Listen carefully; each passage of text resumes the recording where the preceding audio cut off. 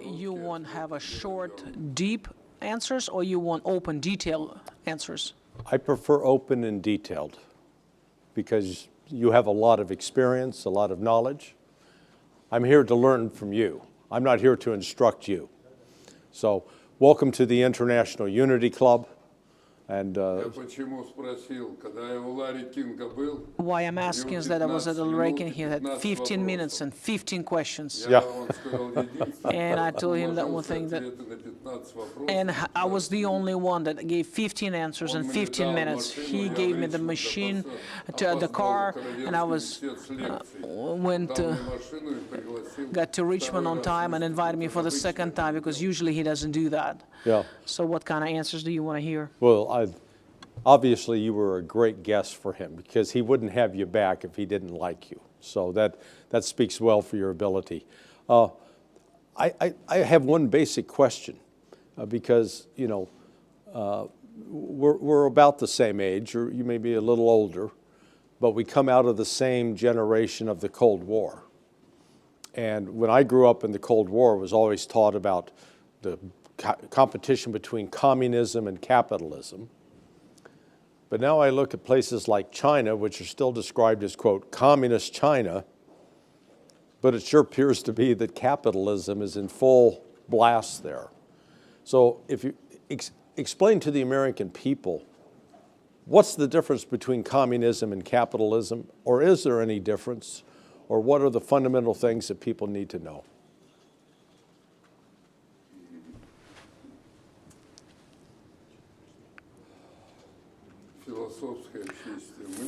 As philosophical thought was developed for thousands of years, the laws of the social, Karl Marx opened that. Those laws, he's got Capital, his unique work that was translated on major languages of the world. And when the Department of Education studied this book, the facultative, we called it in the universities, in American universities, Lenin showed it in reality. How can you resolve this problem in the framework of our state, Russian state?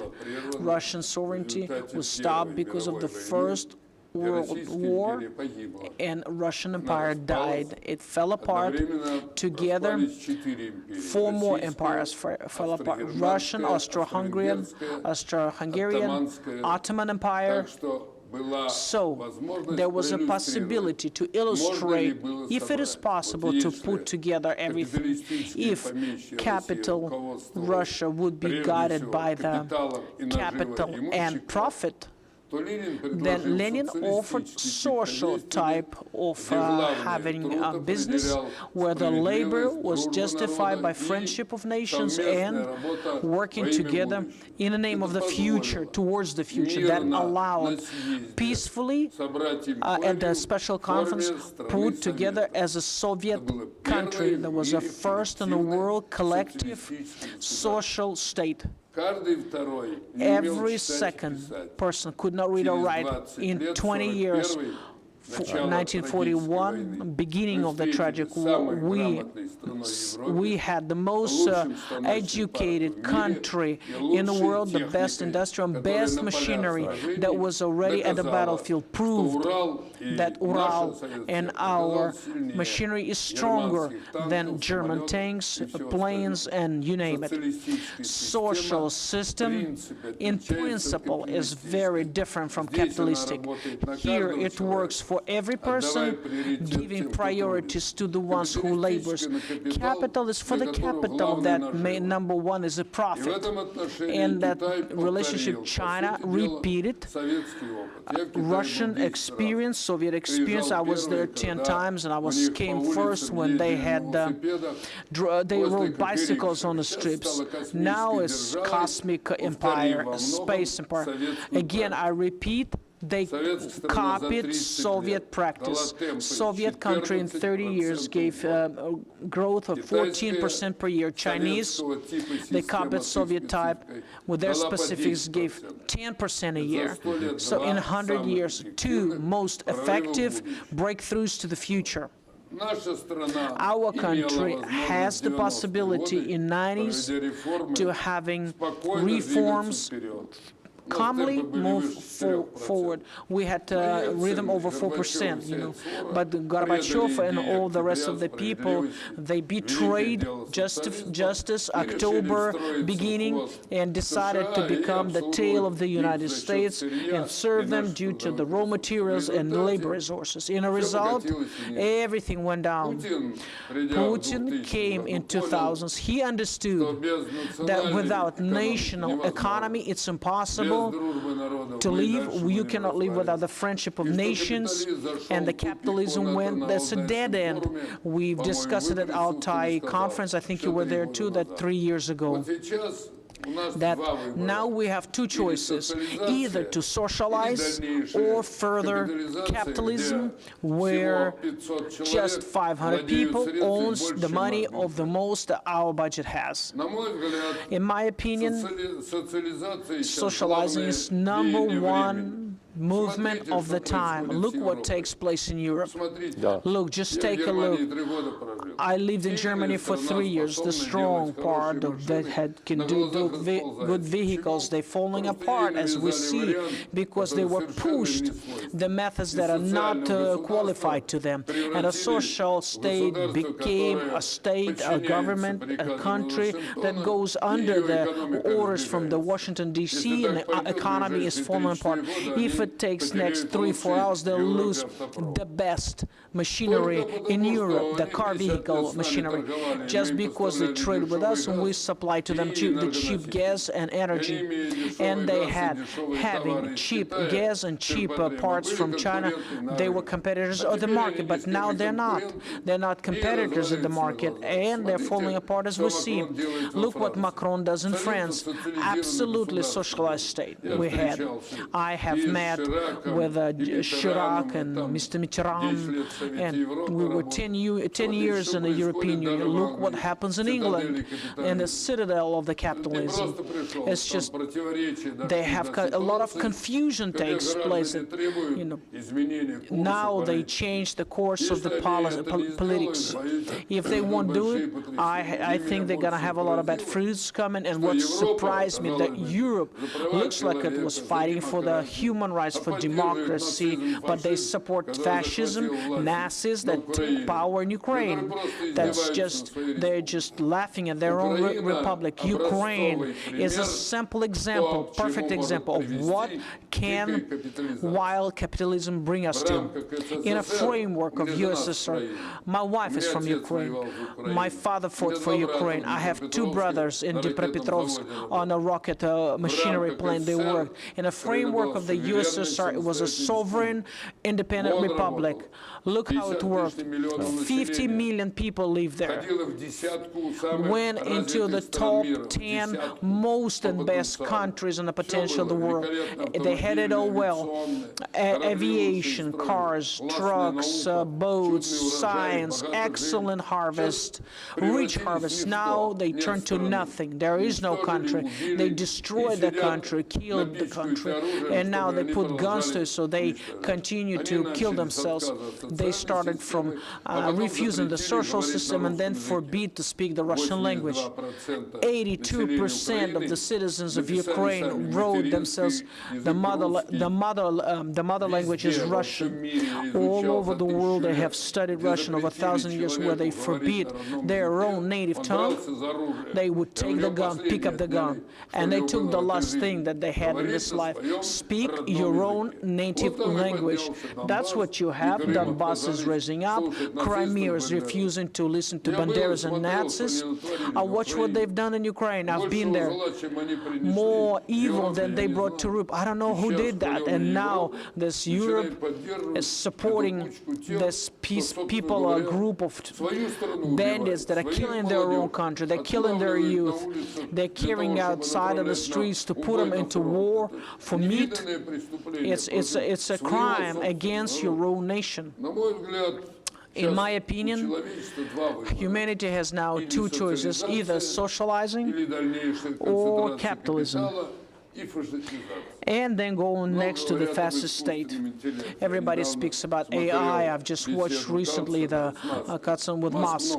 Musk makes a lot of good things in this area, but when Carson asked him, what can AI bring us to? The answer of Elon Musk, I really enjoyed it. Just recently his father visited us at the big theater.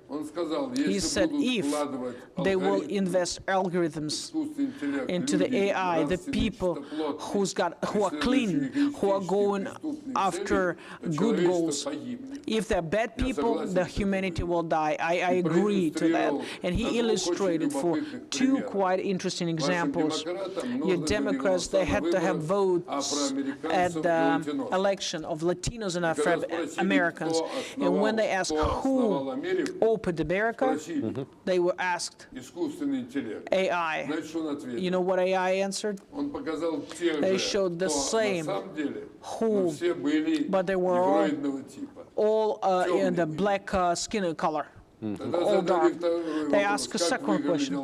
How was Waffen looked, the SSs, the Hitlers in a wartime? Again, another SS uniform, but also with a dark skin color. It's just laughing at the history. If this way they will prepare a new educate new generation, and the situation would be very negative. And you have to ask the planet. We're all spacemen here. We have a lot of billion of people here. Ask our planet, what does our planet want? Forests are burned, deserts are growing, you have storms, you have thunderstorms, you have, you name it, all the earthquakes. They already warning us in 50 years, it tripled. The planet requires smart, good, honest, clean people to exploit its resources. Brought us to that we are warned by nature. I have birthed you and I will take you off. So now humanity is at this cross, either socialism or further exploitation of fascism, and then we have a tragedy. I choose socialism. Well, let me point out one fact to you that you may appreciate, because you mentioned the dramatic change in the literacy rate in the Soviet Union from the time of the revolution until the start, say, of World War II, the Great Patriotic War. And by the start of the Great Patriotic War, the literacy rate in the then Soviet Union and Russia was over 90%, I believe. And right now, today, in the United States, we used to have a literacy rate that was in excess of 95%. Today, the rate is 79%. And 50% read at the 6th grade level or lower. So this, if they were going to use the American, if we're going to call what is taking place in America as capitalism, those figures, statistics, should be an indictment of the system, not a complement of the system. Absolutely agree with you, because social substance of the state shows taking care of the kids, women, and elders, invalids. If you think what generation would grow, you need to do that, provide help from the very first day. What was Lenin's different policy from others? It was very obvious. We lost World War I and Russian-Japanese War. It's because every second soldier, either they couldn't read or they couldn't write. They didn't allow it. The first decrees of Lenin were give education to everyone, free and accessible. Even his own wife, Nadezhda Konstantinovna, he made her prepare for education, the elderly generation. It was a genius solution. I was in your universities and schools in Europe, including Sweden. I was shocked. They don't have normal educational process. They don't have system of appraising. They don't have accessible education for everybody.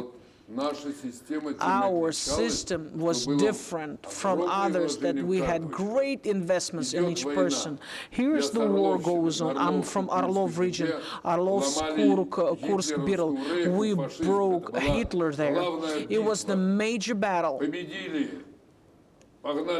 We took over them. We started following after them. Next month after victory, the next month we had a decision making. They started having colleges to prepare workers, industrial workers, for the masters to be taught, Suvorov colleges, for military colleges to prepare great officers, free for every girl, every boy.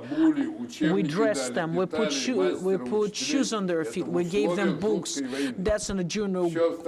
Great tragedy of war. Everything was accessible. We had 19 million kids, either without the kids, either without one mama. Everybody we gave education to. That was the great input of socialism. In 50s, we were spending every fifth ruble for education and science. This is why we're the first one to go to space with Gagarin. Yeah. We were first one, Leonov's on open space.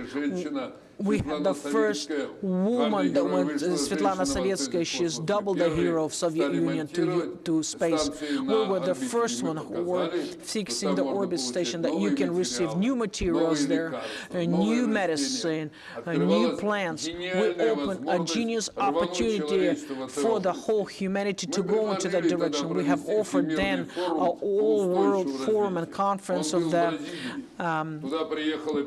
development. We had 5,000 journalists came to Brazil. I thought we would have an agreement there, but Americans thought that they're the best, that they're the masters, they would dictate the conditions and terms. They refused to sign that agreement, where we had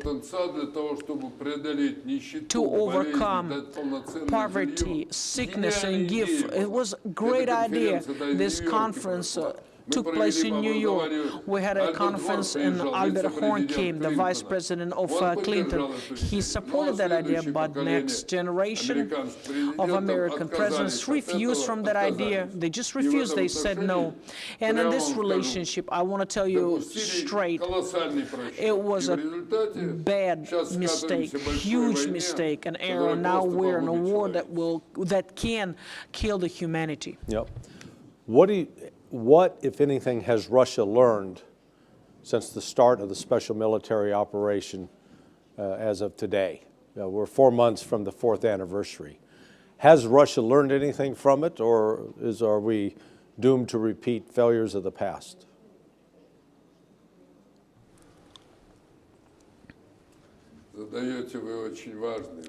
Important question, very important question. I was at the very wars in the South. We had 5 wars in the South.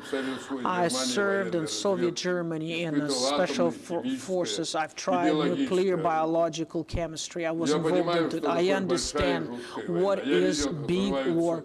I saw how nuclear bombs built up. I was in a mask and a rubber suit for a lot of time. When they start talking about nuclear, they don't understand one little thing about it.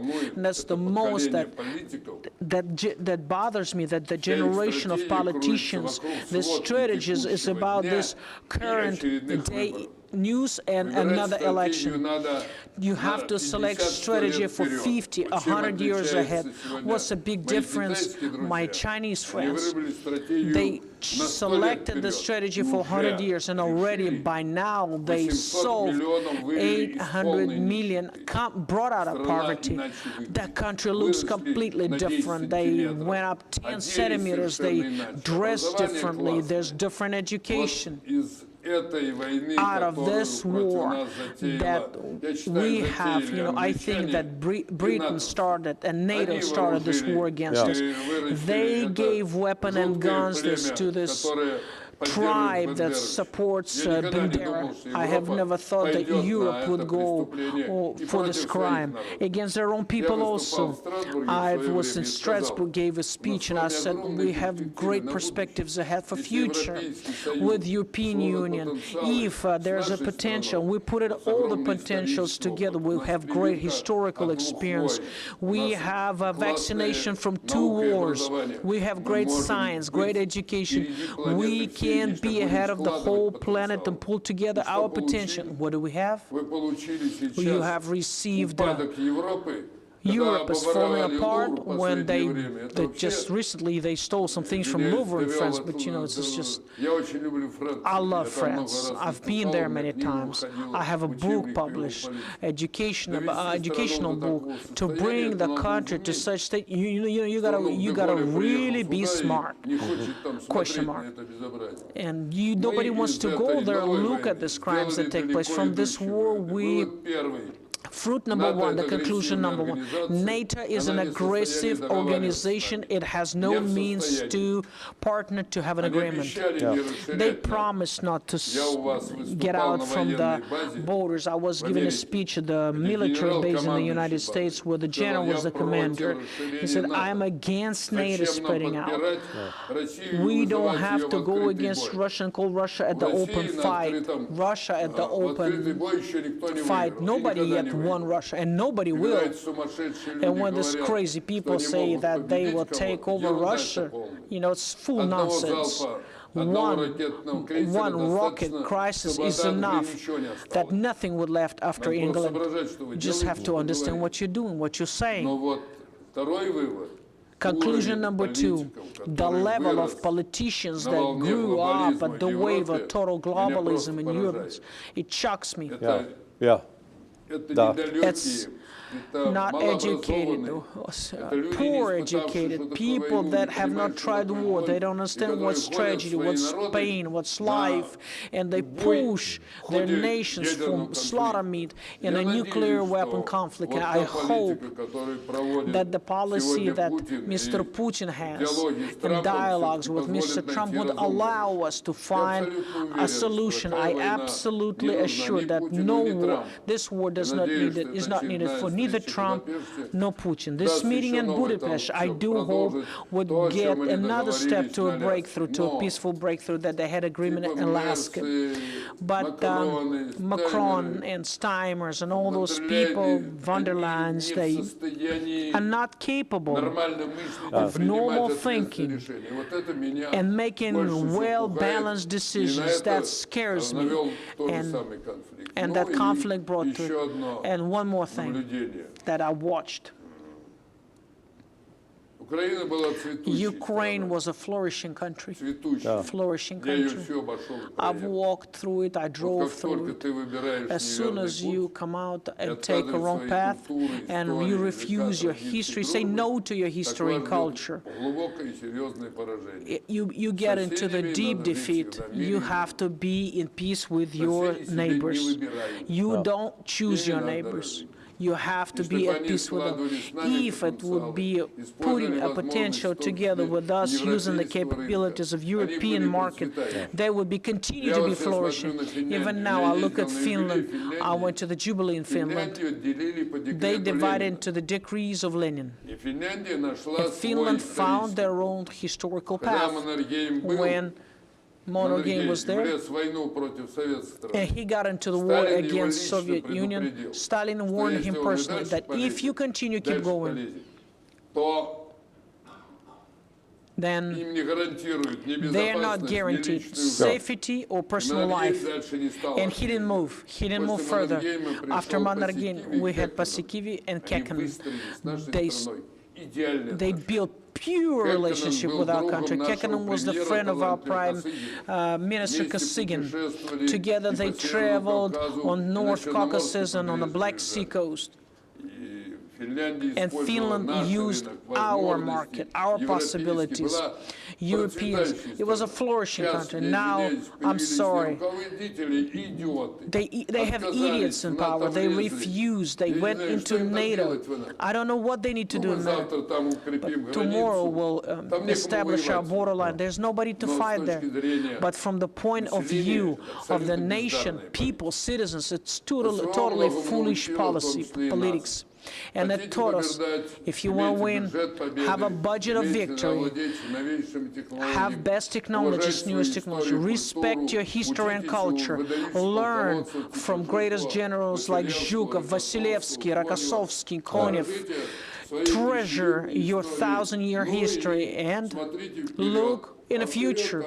And in the future, you gotta have a smart education for your youth. And we have watched, in many ways, internal laws, internal order forming our financial, economical safety policies. Do you have time for one more question? Okay. Okay. An observation from my perspective, and you can correct me if you think I'm wrong. Prior to, let's go back to 2020, 2021, prior to the start of the special military operation, I look at Russia's relationship with the West much like a 13-year-old boy's relationship with his parents. He can't, at the age of 13, conceive that he can be fully independent, fully responsible. Now, almost 4 years into the special military operation, I see Russia as the 21-year-old man who has left the family, left the parents, recognized that he can be on his own, can be independent, and really his future is his to make. Do you think that's a fair observation?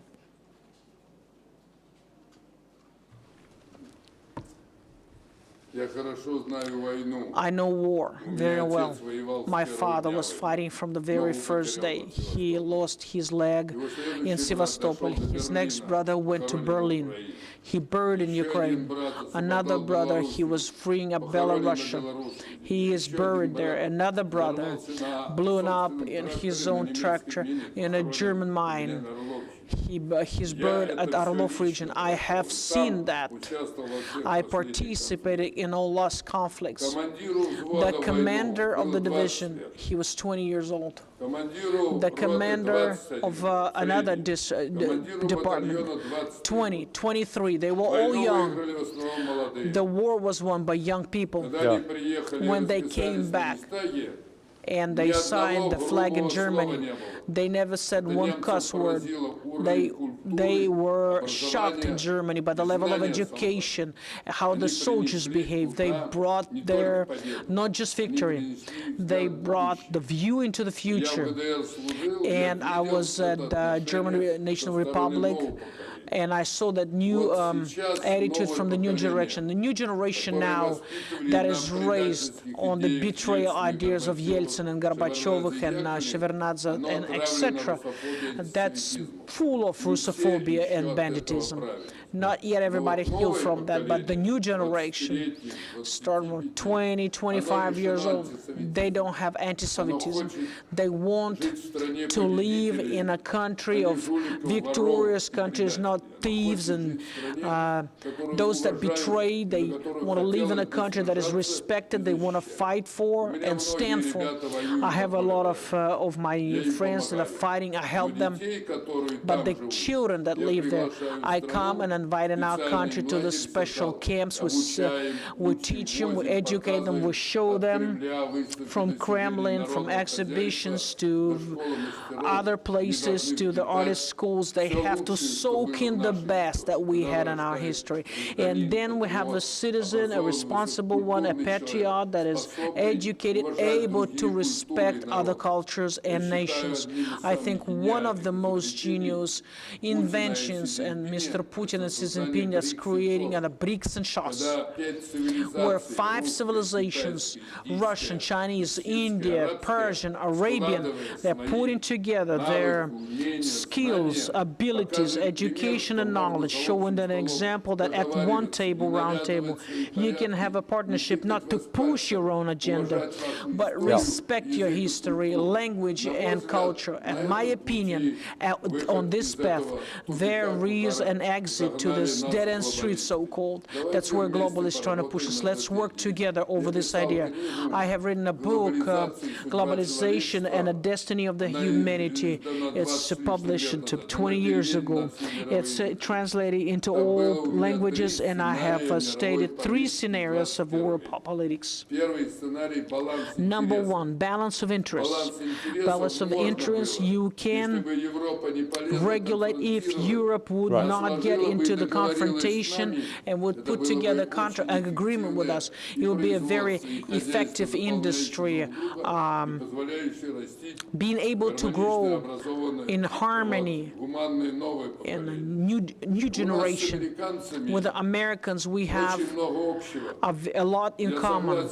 I agree with you, with your ideas. I have read that we have no point to conflict on this planet. We have to put the potential together and think about how to move forward. And now the second scenario we had, and a planetary, you tried to dictate the conditions to everybody, but everything fell apart. Almost lost your country. Biden, I don't know what he did. He barely walked. He didn't think quite straight, and almost started the next war. But even Biden didn't promise give tomahawks to Banderas in Ukraine. I think Trump will never do that. Third scenario, war and chaos. You cannot get to that peak. We will die. We will perish. I have seen how we've tried 3-phase nuclear bomb. I've seen it with my own eyes. Through 3-phase bomb. Over 50 million tons of blow-up power. It went 3 times around the planet. That would melt the tanks in a radius of 50 kilometers. 700 kilometers window shells were blown out. Walking that way is a tragedy, full tragedy and destruction. Let's be friends, get along, try to find a solution for peace and protect our nations. And I think that walking through that long school, big school that you had, you're trying to find a way to have an agreement. At least we will be working together in details in this direction. I do not see military solution to the position in the Ukraine, in Europe, or the world. We have to find peaceful solution for the whole planet. Our planet cannot hold another conflict. I think the key word is mir. Mir for the world. And peace, friendship, respect, humanism, and respect traditions of the language and languages, cultures for all the people. This is the beauty of our planet. Mr. Zyuganov, I thank you so much for taking your time to be here. He said, I'm Tavarish Zyuganov. Oh. Comrade Zyuganov. Thank you so much. We good?